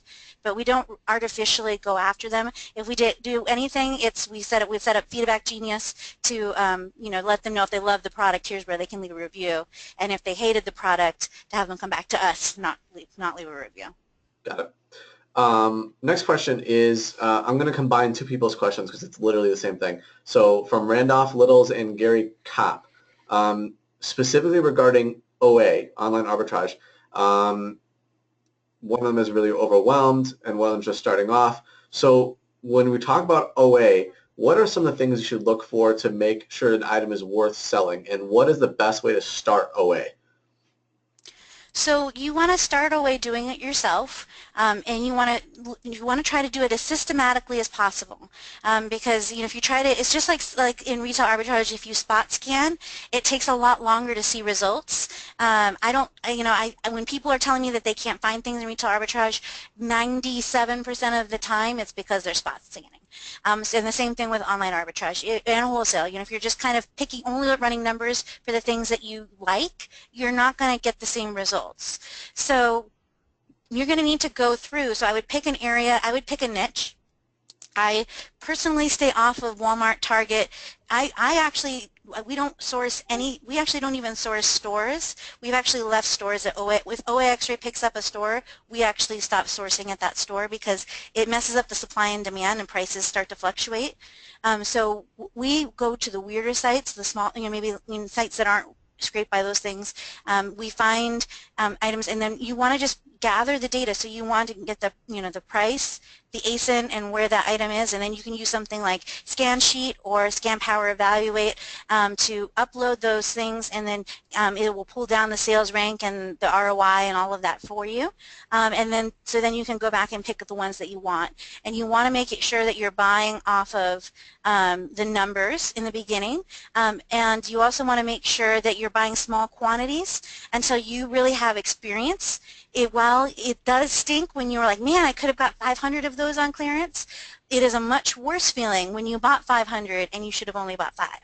So, you know, especially if the less money you have, the more you need to spread it out so that you can, and you're gonna miss out on some money, yes, but we want to make sure we kind of hedge our bets a little bit. So when we're getting started, we don't want to have all our capital. We don't want to go all in on the first hand. Got it. Awesome. Okay, so here's the situation right now. We have still 94 attendees with us, which is awesome. There was kind of people going in and out, but that was amazing. We have a lot of people listening, and I'm sure soaking up this valuable information that you're providing, Robyn. I want to be respectful of your time. Do you want to continue for a few more minutes? We have a few more questions, or do you want to call it quits? I'm fine. Okay, awesome, sweet. So I've gotten through pretty much everybody who asked their first initial question. I have a couple ones flagged from people who are repeat question askers, lack of a better term. So I will go through that. Robyn, if you need to stop or anytime, just let me know and I will do that. But I'm just reading one new question that popped up real quick. Do either of you sell on Amazon EU platform or other platforms outside of Amazon US? Robyn, do you do that?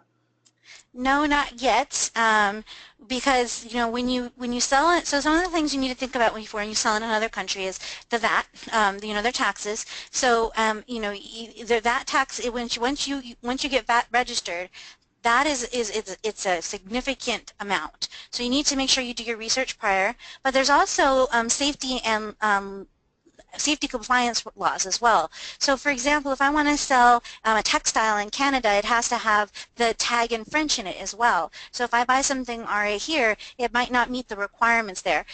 We've seen over and over again where England has stricter regulations around things like non-GMO and food dyes and chemicals like that. So if you're buying groceries here and exporting them over there, you have that. And then also like with car seats, they have different standards there. So you would have to really do your research to make sure that the products that you're selling are compliant on that. Right now, you probably could get away with it because I don't think that they're able to really track all of that yet, but they are getting very, very good at it. So I wouldn't, because you know if your UK account gets shut down, your .com account is going to get shut down too. So you want to make sure you're in compliance before you move over there. I actually am going to London, and I will be there for a little bit in October. So if we have anybody from London, reach out to me so I can make sure that I catch up with you. You can email me at excellence@bestfromthenest.com, and I'll put that in the chat too. Awesome.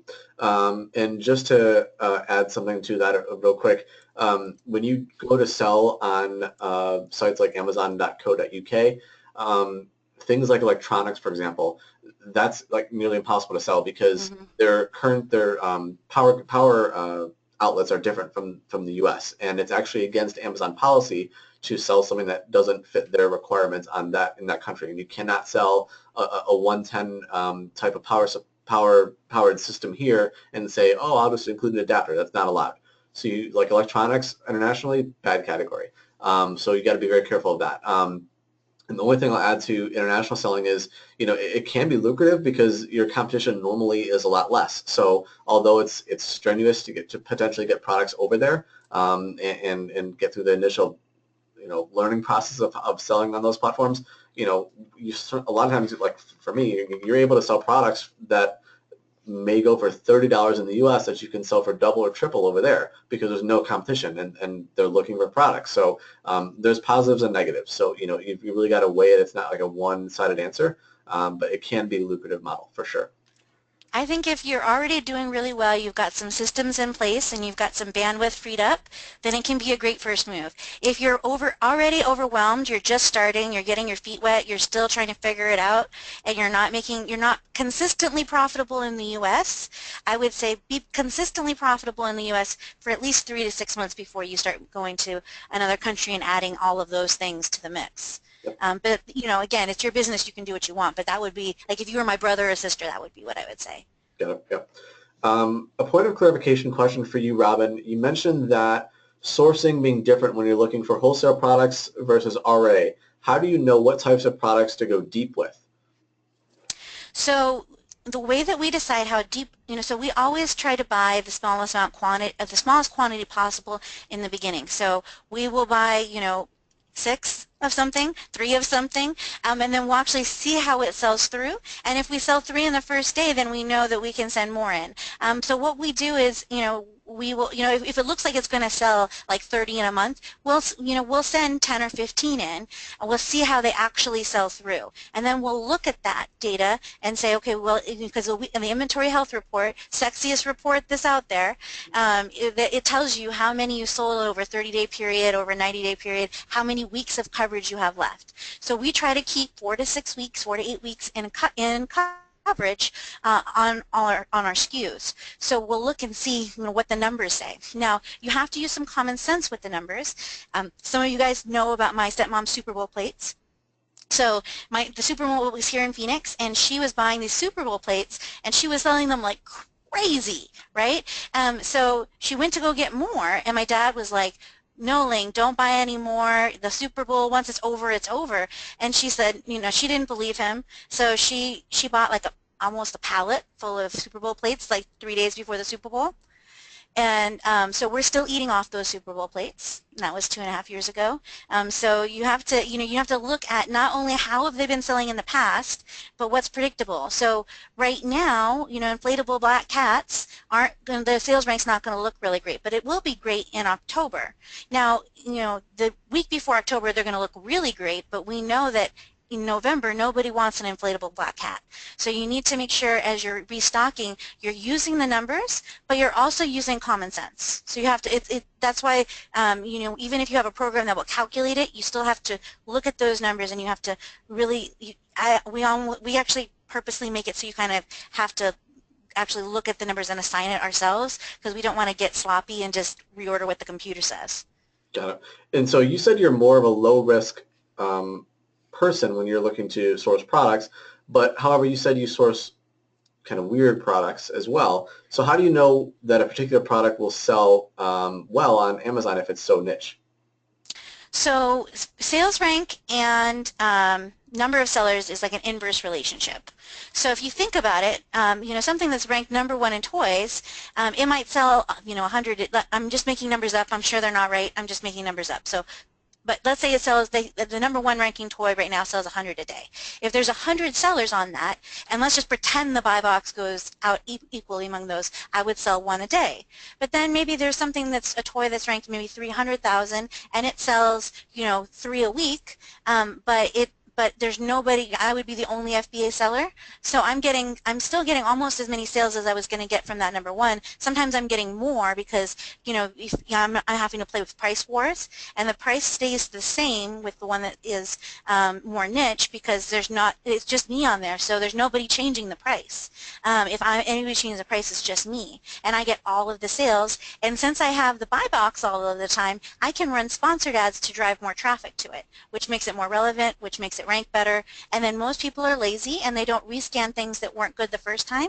And so, you know, even if we take a toy or we take a home and kitchen thing that was maybe ranked 700,000, and we bring it up to maybe where it's 80,000, most people will assume that it's still a bad rank, and they won't jump on it. Yep, very good. New question is regarding handmade products. Do they sell well on Amazon, and what's your take on that? I mean, I can tell you personally, for me, if you're asking me if it's handmade, I mean, I suppose you could try to go down the private label route and do that on Amazon. But from my experience and from what I've heard, I'm not experience, I haven't done it, but from what I've heard, handmade is like, I would think is better on a site like on Etsy, for example. Robyn, do you have specific thoughts on that? I think Etsy gets more traffic than Amazon Handmade, and Amazon Handmade, I believe, I heard a rumor. I haven't actually checked it because I am not crafty at all. Like, that's one thing. Like, I wish I was. I'm creative. I'm just not crafty. But I think that somebody said there was something in the terms of service that gave Amazon rights, like if they basically copy it and make it in China. So you have to be careful. You could put something handmade on Amazon if you can make it exactly the same way. So for example, let's say maybe you had a hair bow that is, themed for, it had to, let's pretend that you owned Harry Potter, right? And you handmade hair bows with Harry Potter on them. Now, just to take the licensing thing out of it, you had something unique, and you were hand making them, but they were the same every time. You could sell those on Amazon, but is it going to be profitable enough for you is the question, because they take a good chunk of fees, and so you'd have to actually run the numbers and see, and you'd have to look at the search volume to see if there's enough demand. So there's certain things that people go to eBay for. Like if I want something handmade, I don't usually go to Amazon to search. I usually go to Etsy. Right, yep. What is your thought process regarding using prep centers for OA? So I'm a control freak, and so when my warehouse manager Gabe started, we were in my house, and so when we hire, we start with the lowest task possible. So like the first couple of days you're here, all you're doing is taking stickers off. Maybe even for the first week or two, all you're doing is taking stickers off. And then you graduate to, here's a stack, and this stack of labels is on this item, put the labels on. And you do that for a couple weeks. So you've really mastered that, and we're double checking it 2 or 3 times after that. And then maybe they get, after 3 or 4 weeks, they move up to, so by the time like Rochelle and Gabe were listing on Inventory Lab, they had been with me over 6 months. So I know how easy, and even after all that, so we have what we call the cone of shame, and that's for the big listing errors. And both Gabe and Rochelle have made them. I've made them too. So it's not like everybody makes them, but since by the time they were listing, we were doing much bigger quantities.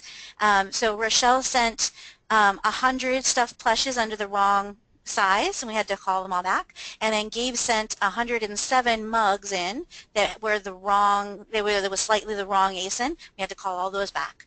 So I know how easy it is to accidentally pull up the wrong listing. I've heard a lot of horror stories. I've heard some really great things that can help you scale faster. But so you want to make sure that the prep service that you are using, that they're really taking care and doing a good job. I would want to call references and make sure that their business model was similar to mine. I would. So usually the question I ask when I'm asking references is, if I was your daughter or your wife, would you still recommend them? And if they pause for a second, the answer is no. So, because usually people can't stop that visceral reaction. So actually call the references, because you'll be surprised. Sometimes people will use references that aren't good. So, and I honestly don't have enough experience to know which prep centers are good and which prep centers are not. I just know that there's a reason why Eddie and I have our own warehouses, because we've determined mathematically it makes more sense for us to do that. Yep, I agree. But you have to get to a certain economies of scale to do that. Yep. So not everybody's at that point. And you can start small. I mean, Robyn, I don't know exactly where you started off, but I mean, for me, I started in a garage and I moved into a 10 by 10 storage unit. So I mean, and that was, again, I started selling in 2012. So we're not talking about ages ago, but I mean, you gradually grow as your business grows. You don't get ahead of yourself, but don't allow yourself to be limited because you don't have an adequate space or don't have the right space set up for your business. I mean, you need to be able to understand the demands of your business and understand where you're going to make the appropriate decisions to adjust. So like in 2012, we actually, for fourth quarter, because we had our house arranged differently. We didn't think there was room, and so we sublet of pest control companies, like 2 of their rooms, and we did it out of the pest control company for from like September to January. Then we moved back to our house, and we actually stayed there till like 2014, I think, until like Rochelle was having to go home when Gabe came in because there literally wasn't room. We have a 4-bedroom house, and my kids were sharing a room because 2 bedrooms were for the office, the living room. I lived in a warehouse. And so, then we did move to where we are now, and it's about 2,000 square feet, and we can process a ton in here. So you don't, so you, like you said, you could start, with a 10 by 10 room. You could you could even maybe, if your housing is cheaper, sometimes flex space is cheaper. So you could even, I know a lot of people who do it, they rent a second house and they do the business out of their house so that they, because it's cheaper that way. So, there's always a creative solution. You just have to find it. Yeah, and I just want to add the fact that you cannot be afraid of growth. I mean, having growing pains in business is a good problem to have. When I first started this business and I was paying 150 to $180 a month to rent my storage space, I mean, I was flipping out. I mean, that was a lot of money because I wasn't really sourcing a lot of product, and I was going to be due every month, and what do I do? And if you would have told me that in 2012, 2013, that fast forward 3 years, I'd be in a 10,000 square foot facility, which cost me north of close to $5,000 a month in expenses, I would have told you you're absolutely nuts. But what I've realized between the time that I was in my tiny space and the space that I'm in now is having efficiency and being able to be efficient and grow your business well is important, because I was in a space previously that was making me inefficient, and it was actually costing me more time and money than savings in terms of not getting a bigger space, because I was losing all my time and effort into trying to figure out how to use the space that wasn't adequate. So you've got to be able to look at all sides of the coin. Yeah. Okay, so I want to shift over to wholesale real quick for a second. Kind of a multiple questions being asked by the same people. So when you start wholesale, can you elaborate on the best place to go for sources? And also, if you had $5K to invest, would you do wholesale or would you go to like RA and OA? Okay, so I'll start with the elaborating on wholesale sourcing. So I would start with trade shows, or start with a niche. So either start with the brainstorming worksheet. If there's the academy is like, if the academy is like $40, it's going up at the end of, it's $40 a month. But if the first 3 days are free, so just get in there, get these 2 things, and if you hate it, quit, because I don't want to have your money if you don't get value out of it. But in the academy, there's a brainstorming workshop. That's where I would start. There's also a list of about 190 trade shows that you can start with. So you could start there. And then, as you contact companies, when they say no, you could say, but I am looking for companies that are like yours. What trade shows are you attending this year? Now you have a whole new list of trade shows, which is like usually, 100 to 400 or 500, sometimes a couple thousand vendors. So, as you're going to their websites and you see that they're going to be at this other trade show, when you Google them and you see they're going to be at this other trade show, then you start adding those to the list. So that would be where I would start. With the $5,000 to invest, it's going to depend on your personality type and whether, you have. So if you're somebody who's really good at like data mining and getting through those numbers really fast, then I would say wholesale could be really good for you. You just have to understand that if you go straight into wholesale, the mistakes that you make are going to be more expensive because you're not buying 1 or 2 at a time. Now you're buying 6, 12, 72, 144 at a time, right? So you need to understand that it's a higher risk game. Now some people are more comfortable going into that higher risk faster because they want to have the wins and the losses faster. So if you're somebody who is okay with the physical labor part of the retail arbitrage and you want that, or you're somebody who really needs instant gratification, you know that you're not somebody who has great follow-through, you like to start things but not finish them, then I would recommend RA first. Get some wins under your belt. I would say, I would really say, like, unless you're going to start, like, killing it on wholesale, like this week, like, within the next month or so, you should really just, like, commit to RA, do it all the way through Q4, hit it hard, and then start wholesale the next year because you want to be revving up. In August, September, you want to be revving up. You want to try to get the biggest pile of money that you can between now and in October so that you have money for Q4. Because if you're placing wholesale orders, I mean, I don't know about you, Eddie, we usually place them in September, October. We're actively placing them now. But that started placing. Yeah. Then again, that's because we're buying such massive quantities. We're buying, full containers from China, looking to do that. So I mean, that takes a lot of time. But yeah, I mean, we're already in June. Oh, for sure. Yeah. So, and the smaller you are, the more time you have, right? So really big companies like Eddie, they are already been, mid-sized companies, or, because since we use smaller wholesalers, we can order as late as September, October, but, by November, you're done with wholesale. So if you're not ready to really hit it hard now, I'd really suggest that you really double down on retail arbitrage and online arbitrage. Even if you hate it, just get it done, make a nice big pile of money, and then next year when you move into wholesale, you can afford to have VAs do a lot of that work for you. You can so I would put in the grind now and put in the grit now so that I could have a really great 2017. That would just be my suggestion. Awesome. And I'll just add to that real quick, in terms of finding suppliers to work with. Another thing you can do if you're not the traveling type, whatever city you're in, Miami, New York, Dallas, Nashville, LA, whatever, it doesn't matter. Search the local conference centers, the exhibit halls, whatever. Look at their calendar of events.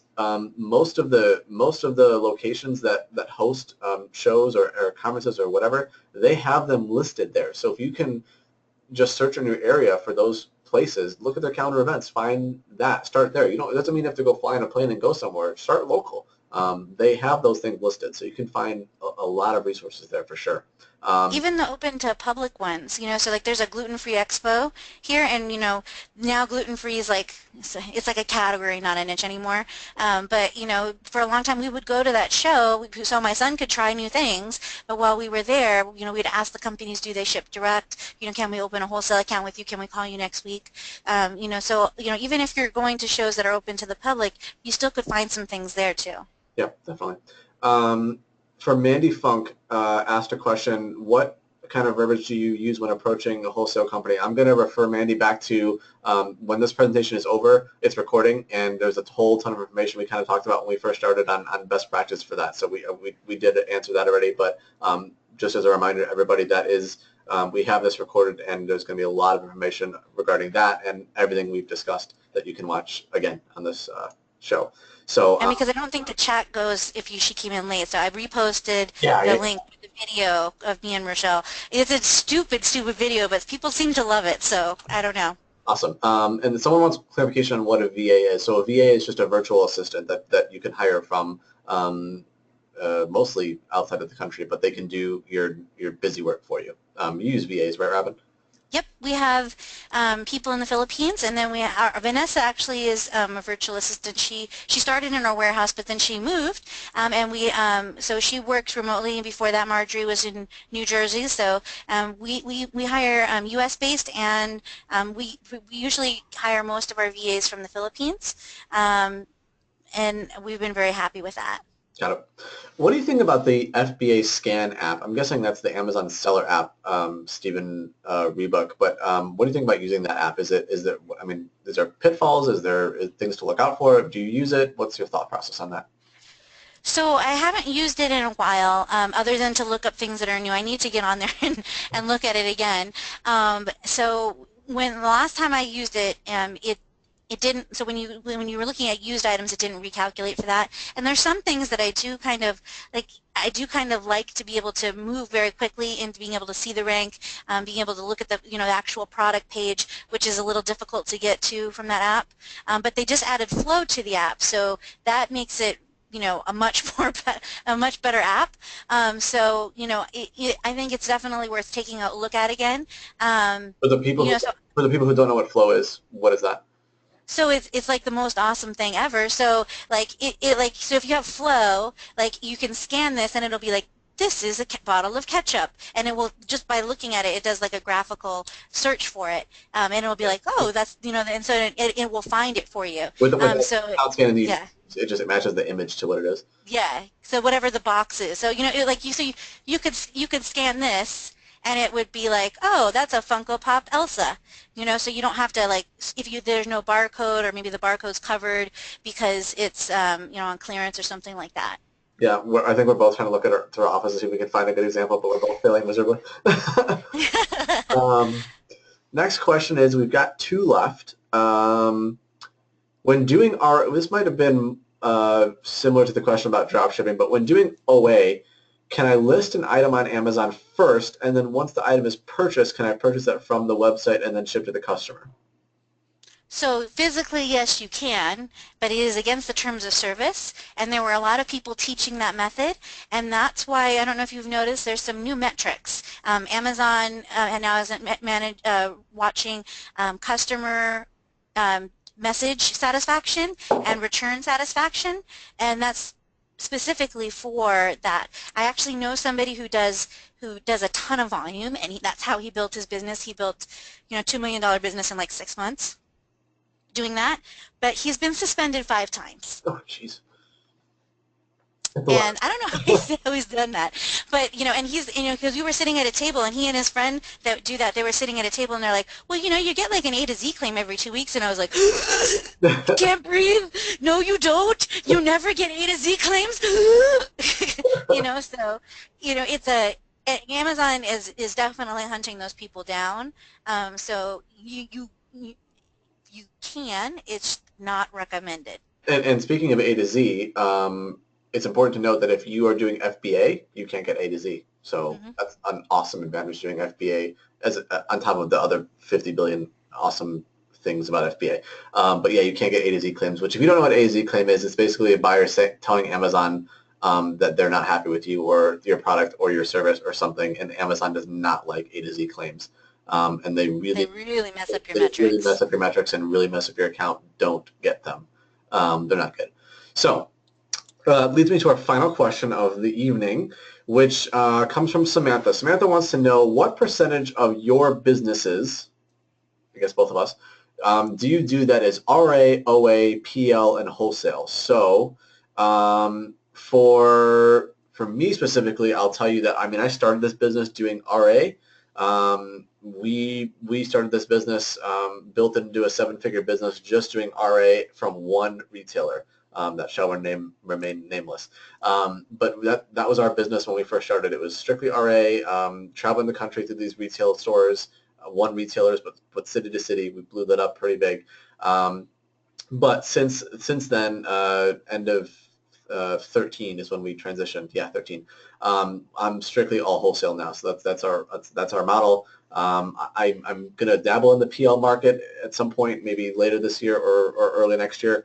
But for right now, I'm strictly wholesale. So I'm 0 PL right now. We might look at, if we did a PL project, we would create like a branded item that we could sell off Amazon as well. We wouldn't necessarily, I don't ever see me doing like a white label of anything off of like AliExpress or Alibaba. Just, quality issues, import issues, liability, it doesn't make sense for us right now. We do, I would say online arbitrage is probably, for the most part, for most of the year, probably less than 10% of what we do. So during the first and second quarters, we're probably 70% wholesale, and during Q3 and Q4, we're probably about 70% resale arbitrage. So we switch depending on, because there's a couple niches that we in, or that I don't know where that came from. A little bit of ghetto just came out. But there's a couple that we're in that like it gets like crazy, like crack dealer prices in Q4, and so we can't. I can't leave that beautiful money there, so I have to go get it. We in. What happens? We in. We go in. We get some wholesale. See, this is why you can tell when Robyn and I hang out and we're in Vegas, it's a lot of fun, and you should come. It's like this all day long and all night. It's a lot of fun. And so, one more question that snuck in at the very end, which is actually a very important question, so I will not skip it. So what avenue do you recommend for networking? So, you and I have talked about this a lot and explained that there's going to be, things to learn in this business every single day, and networking is one of the most important things. So what avenue do you recommend taking to network with sellers and learn and all that stuff? So, I think that you want to try to be the smallest fish in the big pond. There's a temptation to want to try to go to the conference where you're going to be like proud and tall, and then you're going to be the biggest seller there. I purposely seek out places where I can feel like, oh my gosh, I don't even have a real business. like they're so big, like you want to try to, you want to try to push yourself. And so, I would attend trade shows. If there's local meetups in your area, then do that. Eddie's got a great one. If you're in Chicago and you're not doing Eddie's thing, then you're crazy. You cray-cray. Want to keep up the ghetto. So, so I would say do that. And when you're trying to decide what conference to attend, you want to, so instead you want to look at the speakers, but the speakers are, like, and I say that as somebody who, I think I do a pretty good job speaking, but Depends. I'm kidding. So, but the really important thing is you want to think about who else is going to be at that conference. What kind of other seller is that going to attract? So, like, the reason that SCO is so great is because there's a lot of sellers that are past the $500,000 mark, and so it's really great. So you might look at a conference and be like, wow, that looks like a lot of fun, and then but you could also say, but you know what? I don't know if the advanced sellers are going to really be at that conference because that's more of a beginner crowd. So if you feel like you're going to be so overwhelmed if you get into, with really big sellers that you're not going to feel like you have anything to talk about, then there's nothing wrong with going to a conference that's more geared towards beginners. You want to, but really, most of us don't even really say how much we sell. It's not until you really get to know each other that you really know that somebody is a big fish or not a big fish. But it's huge fish, by the way, huge. There's my fishy fish. The people who are listening to the audio later are like, what was she doing? So, I would recommend doing that. When you've been talking for 2 hours, you just kind of get loosened. So, yeah, I would say that those are, that would be where you would focus up. And actually, there's somebody just asked for meetups in Arizona. I'm actually going to do something like maybe this month. So email excellence@bestfromthenest to make sure you get or friend me and message me on Facebook, because we're going to, okay, so last time I invited a bunch of people I didn't know over to my house, I got robbed. So I'm not going to invite people over to my house, but we are going to get like a nice hospitality suite, and we're going to do our Vegas thing in Arizona. So we're looking at maybe like the Hilton or Scottsdale Plaza or something like that, and we're going to have some like a wine and cocktail, like round table, hang out and chill kind of night. Yeah, and for those of you who are planning on going to ASD either for the first time, I'm guessing if you're planning on going for the first time, the next one's in late July, end of next month to early August. It's like the last few days of July into like the 3rd of August, I believe, are the dates. ASDonline.com is the official show website. But for those of you who have never been to Vegas or have not gone at that time of the year, brace yourselves. You know what it's like when you preheat your oven to 350 degrees and you stick your head in there? That's what it feels like when you walk around in Vegas at that time of year all the time. So I'm not kidding. It's really uncomfortable, but it's still an awesome show to go to. And I do not plan to walk anywhere when the sun is out. First off, in Vegas, monorail. It's all about the monorail. Yeah. First off, when you are planning on crossing the street in Vegas, like literally crossing the street, plan on like 30 minutes because 30 minutes. You can't just cross street in Vegas. It doesn't happen. It's impossible to cross Las Vegas Boulevard except in like designated areas, and even so, you have to cross like an escalator to another escalator to an elevator to a contraption. It's a mess. So it's definitely a sight to see for sure. When are you going to do the meetup in Arizona, Robyn? Missed the date. Do you have a date? We don't have a date yet. We're still picking a date. It'll probably be like the week of like the 20th. But we haven't got the room yet, so we're not sure yet. I'm coming back from Austin. I'm going to be in Austin for a couple days the week before that. So if anybody's in Austin too, let me know, because I'll be there from like the 15th to the 18th. So nice. Next Chicago meetup, I was asked that. That's going to be June 25th, Saturday. It's a Saturday every month. Normally towards the end of the month. Is there a difference between the July and March shows at ASD? Not really. A lot of the same vendors do both. That's attending. Yeah, I mean, really, I think that the big difference between the July and March shows comes down to you being the buyer. For me, in the February-March show, end of February-March, I'm looking for a lot of the summer stuff because you're going into that season, springtime, summer stuff, pool stuff, outdoor, lawn and garden, whatever. I have my eye out for that because that's prime time. Versus when I go there in a month or two, that stuff is still going to be there, but I'm not going to be as apt to buying it because it's going to be out of season. I'm going to be sitting on it for a while, most likely. So I'm looking for your Christmas type stuff, your holiday, your gift type items. So I mean, that's kind of what I view it as. But I mean, the show itself, it's set up the same way. I'd say 95% of the vendors are the same or do both shows. Some of them are going to be new, of course, and not doing both, but it's pretty much the same. And we always do a meetup. There's IMA that has a suite, and then I'm going to have a suite at the Flamingo. So we have 2 suites. So we have an overflow suite this time. It was cheap, so I got 2. Yeah. So we're gonna have a suite, and we'll have free drinks. Like usually we have wine, beer, and like 1 mixed cocktail. So if you want the hard stuff, you got to go to the IMA suite for that because they've got the hard stuff. We kind of have pre-mixed stuff so people don't get crazy. And we both close up pretty early because you do have to in order to make money at a trade show, you do have to actually attend the trade show. So you don't want to be up partying till 2 in the morning. Like you want to make sure that you're not like sick the next day. Yeah.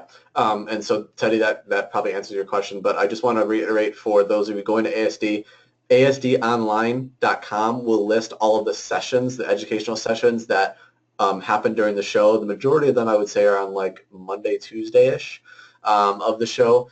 And then again, that IMA group on Facebook, IMA Merchants, Internet Merchants Association, the name of it though on Facebook is IMA Merchants. Join that group because they're going to have all the data on their meetup and their sessions that are part of ASD, which Robyn and I will be at. And those are phenomenal resources to really interact and have this kind of set up live and ask questions and meet people and all that jazz. So that's a great resource at ASD alone outside of the show itself. So with that said, we are literally right at 2 hours on the dot. I want to thank everybody on the call, and especially to you, Robyn, for spending 2 hours with us on and answering everybody's questions. It was most helpful. And I want to remind everybody on the call that Robyn has her Facebook group, Unstoppable Amazon Academy, which you can also find on the web, www.unstoppableamazonacademy.com, and then her podcast, bestfromthenest.com /show, and then myself, my Facebook group, Amazon FBA with Eddie. So you can feel free to join either of our groups, and we would love to have you in on our discussions. So without further delay, I will let everybody get on with their evening, and I want to thank everybody again for joining, and we will talk to you soon. Bye. Thank you.